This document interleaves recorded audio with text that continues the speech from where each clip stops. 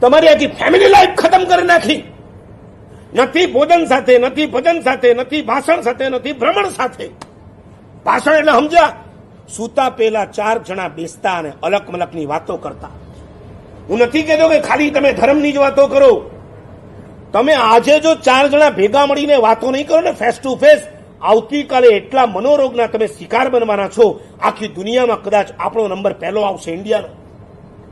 અત્યારે સ્વિટ્ઝરલેન્ડનો નંબર પહેલો છે. રૂપિયા ક્યાં છે બધા? હે, એડ્રેસ મળી ગયું તમને? મોદી તો હજી નથી લાવી શક્યો. જેટલા રૂપિયા ત્યાં વધારે છે ને એટલા મનોરોગીના શિકાર પણ ત્યાં વધારે છે. સ્વિટ્ઝરલેન્ડ માટે એમ કહેવાય છે કે ત્યાં સૌથી વધારે એકલતા છે. અને એકલો માણસ અંતે હિંમત હારી થાકીને કયા રસ્તે જાય ખબર છે? આપઘાતના રસ્તે જાય છે.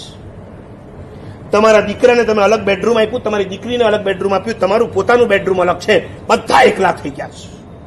મોબાઈલ ટુ મોબાઈલ વાત કરવાથી તમારી એકલતા દૂર નથી થતી જેટલું ફેસ ટુ ફેસ વાત કરવાથી. દેરાસરમાં ગયા પછી પરમાત્માની સામે તમે ઉભા રહ્યો અને એમને તમે પરમાત્માને યાદ કરો, એમાં કઈ ફરક પડે છે કે નથી પડતો? તમે એમને ભગવાનને યાદ કરશો ને 5 મિનિટમાં તમને ભગવાનની જગ્યાએ કોઈ ભગવતી આવી ગઈ હશે તમારી સામે.